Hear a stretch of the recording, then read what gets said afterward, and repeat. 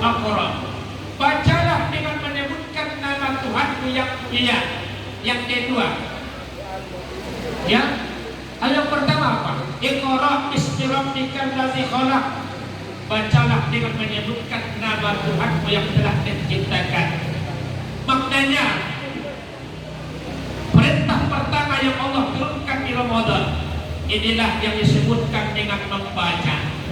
Orang-orang yang pandai baca sampai kata-kata pepatah, kata-kata orang yang intelektualnya tinggi mengatakan, apa kata mereka? Membaca itu adalah jendela dunia. Kalau ada orang tidak mau baca, maka nilai-nilai pikiran dan akalnya itu bodoh, rendah, dan tidak pandai dia menimbang mana yang baik dan buruk. Kenapa? Karena malas membaca. Semuanya rajin baca. Nah, pertanyaannya, mana lebih sering kita baca hari ini Facebook ketimbang Quran? Quran. Ya, sekali lagi, mana lebih sering kita buka HP ketimbang Quran? HP. Itu semua bagi. Ya. Mana lebih suka kita itu baca komentar orang ketimbang membaca diri pribadi? Komentar orang lain. Ini yang terjadi hari ini. Di zaman digitalisasi hari ini, terlalu sibuk kita dengan digitalnya, tapi lupa dengan ibadah yang Allah perintahkan. Apa yang disebutkan Nabi Muhammad? Al-jannatu mustaqatun ila arba'ati nafarin. Boleh dicatat ini, boleh ditulis. Surga merindukan 4 macam. Berapa? Ada tak di sini orang yang tak ingin masuk surga? Tunjuk tangan dulu. Ada tak di sini yang mau masuk neraka? Ada. Ada tak yang ingin masuk surga? Tunjuk tangan dulu semua. Yang ingin ke surga. Oh, yang di depan tak mau ya? Masuk surga? Mau masuk semua? Mau masuk semua? Mau. Maka inilah resepnya dari Nabi Muhammad. Apa itu? Surga merindukan 4 golongan manusia. Siapa pertama? Talil Quran. Apa arti talil Quran? Orang yang membaca Al-Quran. Maka beruntung kita hari ini ada pesantren Ramadan yang semestinya kita tidak baca Quran, jadi baca Quran dengan pesantren Ramadan. Di sana menghafal Quran, di situ menghafal Quran, grup ini baca Quran, di sini baca Quran, di masjid baca Quran. Orang yang memperbanyak baca Quran akan dirindukan oleh surga. Kelak mereka akan diminta oleh surga, ya Allah, sianu bin sianu, sianu bin sianu, panggil ya Allah, aku ingin mereka masuk ke dalam surga ini. Inilah kata Rasulullah SAW yang pertama. Siapa yang pertama? Membaca Al-Quran. Ada tak di sini yang belum pandai baca Quran? Sudah pandai semua? Hati-hati, hati-hati kalau tak pandai baca Quran. Perda hari ini, kalau ada orang pesawat barat menikah tak pandai baca Quran, gagal menikah. Tahu itu? Tahu? Tahu? Ada rencana menikah setelah tamat nanti? Tidak ada. Astagfirullahaladzim. Tak ada rencana menikah nanti. Tak ada. An-nikahu sunnati paman rohiba an sunnati falaysa minni. Kata Rasul, nikah itu sunnahku. Siapa yang tidak suka dengan sunnahku, maka bukanlah termasuk dari golongan umatku. Tahu tak itu? Mau menikah nanti? Tahu. Ya mau dia. Kawan ini kawan. Dan sahabat-sahabat semua, Bapak Ibu yang kami hormati. Lalu siapa yang kedua? Wahafizil lisan. Orang yang menjaga lidahnya. Menjaga lidahnya agar tidak membicarakan aib, tidak membicarakan salah orang lain, tidak berbohong, tidak membicarakan hal yang kasar untuk menyakiti hati orang lain. maka itulah orang-orang yang dirindukan oleh surga. Kalau ada hari ini suka ngerumpi, yang puasa, jangan ngerumpi, jangan bilang aib orang lain, jangan bicarakan itu. Yang tak tahu pun orang jadi tahu. Maka itulah sebabnya nanti orang itu akan diusir dari neraka dan surga karena mereka tidak disukai. Siapa yang disukai oleh surga? Karena mereka adalah orang yang menjaga lidahnya. Karena puasa yang rahasianya tinggi itu bukan hanya makan saja dan minum, tapi yang dikatakan puasa mempuasakan perut, mempuasakan mulut, tidak berbohong, tidak berdusta, membiasakan pula yang namanya pendengaran. Makanya puasa, tangannya puasa dan kakinya pun puasa untuk tidak membawa badan ini untuk berbuat maksiat. Hari ini kalau ada orang bilangnya puasa, lalu nanti dia berbuka di tengah jalan, berarti itulah yang dikatakan munafik.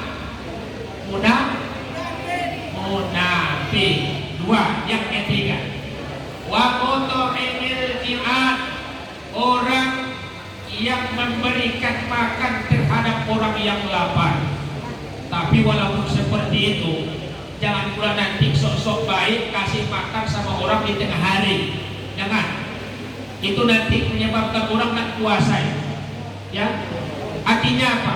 Memberikan makan terhadap orang yang lapar tidak hanya untuk yang puasa. Di luar Ramadan kita bersedekah kepada fakir, memberikan santunan kepada miskin, kasih sama anak yatim atau orang-orang yang membutuhkan tentunya. Memberikan sesuap nasi. Kata Abdul Qadir Al-Jalani, Syekh Abdul Qadir Al-Jalani mengatakan, memberikan sesuap nasi terhadap orang yang lapar lebih besar pahalanya ketimbang membangun masjid 1000 masjid, ketimbang yang namanya naik haji 100 kali, ketimbang umrah berkali-kali, ketimbang kita itu ibadah malam 1000 malam. Kenapa? Kalau orang itu tidak bangun masjid, maka dia tidak akan mati.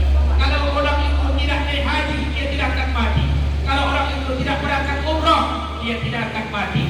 Tapi kalau orang itu tidak makan, mampus orangnya.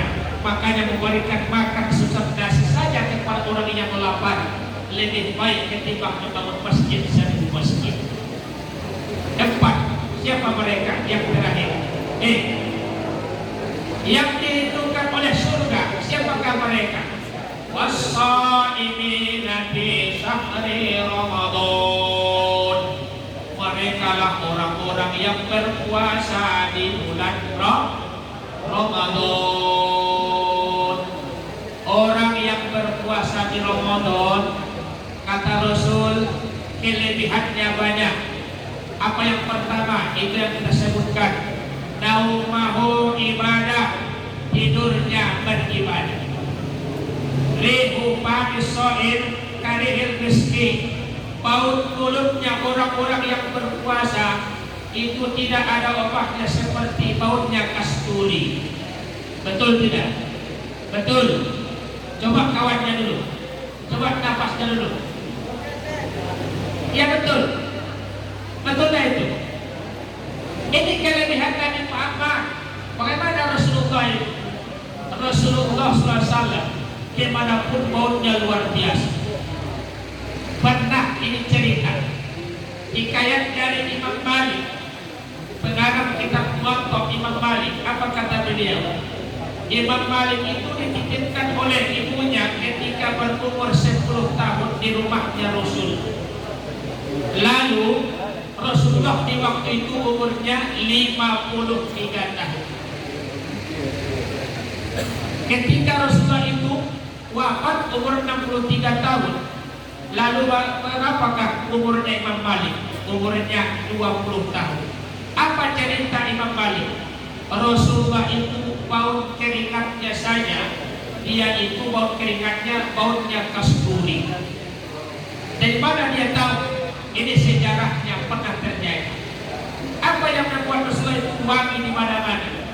Ketika Rasulullah tidur di waktu siang, maka keringatnya banyak bercucur, Maka mendekatlah di saat itu Imam Malik, diambilnya anduk kecil untuk menghapus keringatnya Rasulullah. Lalu keringat ini sengaja dicium oleh Imam Malik, harumnya luar biasa. Lalu yang terjadi, sengaja ketika tidurnya Rasulullah dia ambil botol kecil, lalu dia tampunglah keringatnya Rasulullah ini. Sehingga ketika dia keluar rumah, apa yang terjadi?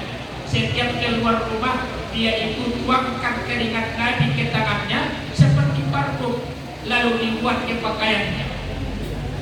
Terjadi satu hari ketika Imam Malik keluar rumah, apa kata sahabat yang lain? Wahai Imam Malik, kau pakai rupanya parfumnya Nabi, dan mana kau ambil? Ada kau minta izin? Segala macam tuduhan dari sahabat. Apa kata Imam Malik? Wahai sahabat, aku tidak pernah mengambil yang namanya parfumnya Nabi, tapi aku mengambil keringatnya Nabi, aku simpan dalam botol. Ketika aku keluar rumah, lalu aku pakailah yang namanya keringat Nabi itu, hingga aku pun berbau harum karena sebab keringatnya Rasulullah Sallallahu Alaihi Wasallam. Makanya adik sahabat semua, nanti kalau nampak bapak di rumah lagi tidur keringatan, coba ditampung, masukkan dalam botol, setelah itu besok pakai mau berangkat sekolah. Tahu kira-kira? Insya Allah semuanya mampu kata baunya.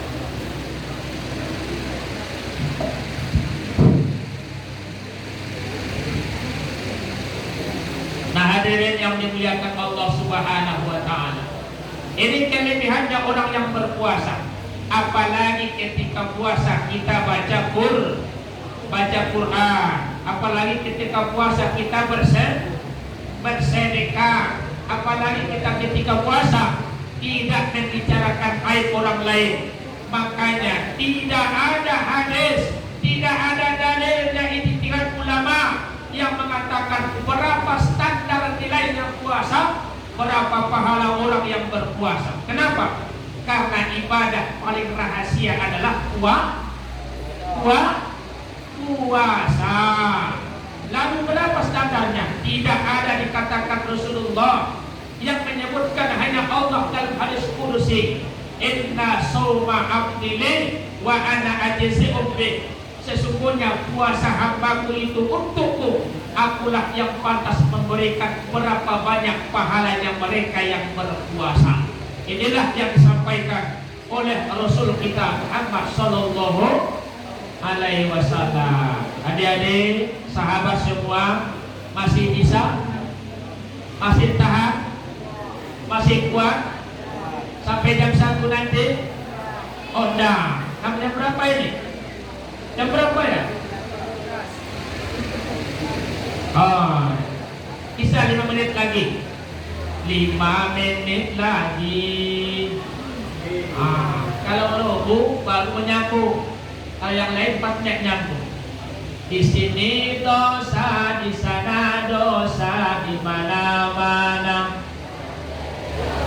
Sebaik-baik orang berdosa yang bertaubat pada Tuhannya, menghapus dosanya dengan amal. Tidak seberapa yang nyambung ibu-ibu. Saya yakin kalau ibu-ibu pasti nyambung, tapi kalau bapak-bapak pasti menganganya karena tidak paham-paham.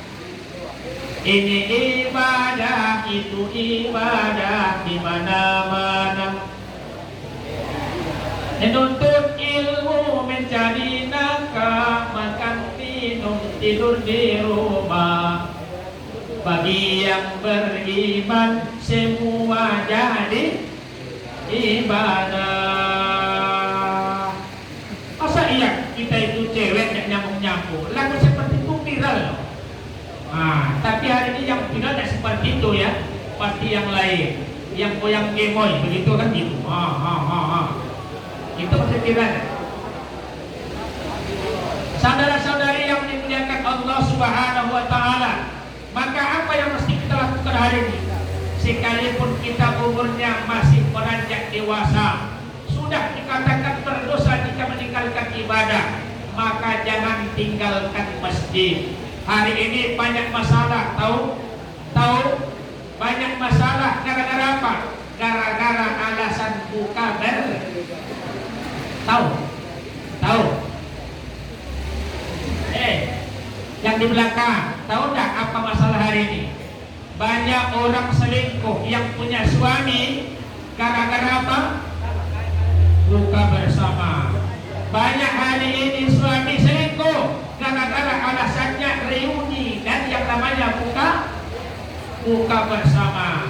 Banyak anak-anak kita hari ini, saudara-saudari kalian hari ini, sahabat semua, masalahnya apa? Ramadan ternodai gara-gara buka bersama. Alasannya buka bersama tapi pingin pacaran, betul? Betul? Alasannya pingin tarawih tapi berangkat makan bakso, betul? Alasannya pingin tadarus sampai jam 12 tak pulang-pulang, rupanya dibawa ke semak-semak, betul? Na'udzubillah. Saya yakin semuanya aman. Insya Allah anak-anak SMA yang 1 Lembah Melintang semuanya aman, terkendali, betul? Karena saya yakin semuanya anak yang soleh dan solehah, dengan sebab kita mengadakan pesantren Ramadan. Sahabat semua yang dimuliakan Allah Ta'ala, lalu apa yang mesti kita kejar hari ini? Ayo, halo, masih puasa? Masih. Apa yang mesti kita kejar hari ini? Kebut hari ini. Maka kejarlah yang namanya di 10 hari terakhir Ramadan ada satu malam yang dimuliakan Allah, yang nilai tingginya luar biasa. Kalau ada orang ibadah, ada orang itu beribadah, berapa hari dia ibadah? 1000 hari, 1000 bulan. Sekalipun 1000 bulan dia ibadah, tapi kalau dia tepatnya beribadah di malam yang disebutkan tadi, maka dia itu lebih baik pahalanya ketimbang yang 1000 bulan. Apa nama malamnya? Apa malam-malamnya? Latul. Hafal semuanya surah Al-Qadar? Sama-sama semuanya supaya dapat nilai pahala. Mudah-mudahan kita semua berjumpa dengan malam Lailatul Qadar. Amin. Ya Rabbal. A'udzu billahi minasy syaithanir rajim. Bismillahirrahmanirrahim. Inna anzalnahu fi lailatul qadr wa ma adraka ma lailatul qadr. Lailatul qadri khairum min alfi syahr. Tanazzalul malaikatu war-ruhu fiha bi'izni rabbihim min kulli amr. Salamun hiya hatta matla'il fajr. Orang yang memperbanyak membaca surah ini kalamnya para ulama dan ahli hikmah. Siapa yang memperbanyak di 10 hari terakhir Ramadan, setiap malam yang ganjil terutama, dia bacakan bacaannya Al-Qadar, maka insya Allah bisa berjumpa dengan yang namanya malam Lailatul Qadar. Maka malam Lailatul Qadar itulah yang ditunggu orang hari ini. Tapi berbeda hari ini. Mak-maknya hari ini tidak ada di masjid. Santri-santriati atau siswa-siswi jarang di masjid hari ini. Apalagi 10 hari terakhir di dalam hari raya atau akhir Ramadan. Kenapa? Malam 21 kompang loya, betul. Malam 22 kue sopi, 23 kacang tojun, tojat atau tojun. Yang keempat, malam yang keempat kue bawang. Malam 25 kuping gajah. Malam 26 kue godam. Malam 27 mangalane. Malam 28 malam 29 mengalumang. Lengkap sudah setiap malam kegiatannya, sehingga hari ini masjid sudah lengang dan kosong. Yang biasa 4 saf jadi 2 saf, yang biasa 5 saf hanya tinggal 3. Apalagi nanti di penghujung Ramadan tinggal 1 saf lagi. Kemana? Mereka pergi karena sibuk untuk mempersiapkan hari hari raya, padahal ibadahnya tinggal, merugi total kita. Kalau Ramadannya pergi, kita tidak mendapatkan ampunan, rahmat Allah, dan tidak ada jaminan yang kita dapatkan untuk melepaskan diri kita dari siksanya api neraka. Maka di penghujung tausiah ini saya sampaikan kepada kita semua, tetaplah berada di masjid, apalagi 10 hari terakhir.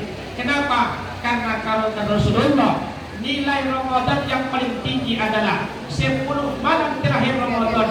Ada namanya malam untuk iktikaf di masjid. Maka tentunya tidak lupa menyampaikan di penghujung tausiah ini, jangan lupa hablum minallah yang kita perbaiki, tapi juga hablum minatasnya jangan sampai kita abaikan. Tentunya dengan menjaga diri, kita semua mudah-mudahan di hari lebaran nanti menjadi orang yang bertakwa. Amin ya rabbal alamin.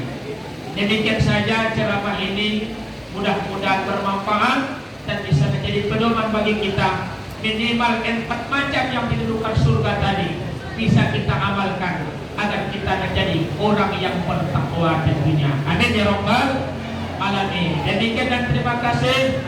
Allahumma muwaffiq ila aqwamit thoriq. Assalamualaikum warahmatullahi wabarakatuh.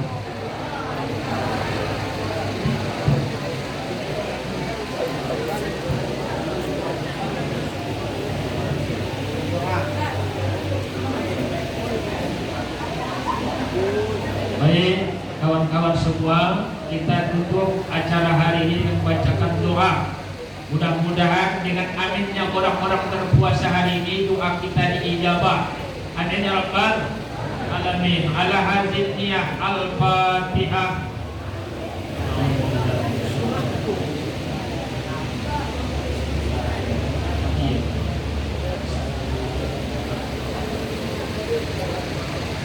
A'udzu billahi minasy syaithanir rajim. Bismillahirrahmanirrahim. Alhamdulillahi rabbil alamin. Wassalatu wassalamu ala asyrafil anbiya'i wal mursalin wa ala alihi wa sahbihi wa sallamu ajma'in. Allahumma ighfir lana dzunubana wa liwalidayna warhamhuma kama rabbayana shaghira wa li jami'il muslimina wal muslimat wal mu'minina wal mu'minat al ahya'i minhum wal amwat bi rahmatika ya arhamar rahimin. Allahumma rabbana taqabbal minna du'ana wa taqabbal siyamana wa taqabbal hajatana innaka antas samiul alim. Wa tub alaina ya Allah innaka antat tawwabur rahim. Rabbana atina fid dunya hasanah wa fil akhirati hasanah wa qina adzabannar. Wa sallallahu wa sallam alaihi walhamdulillahi rabbil alamin. Taqabbalallahu minkum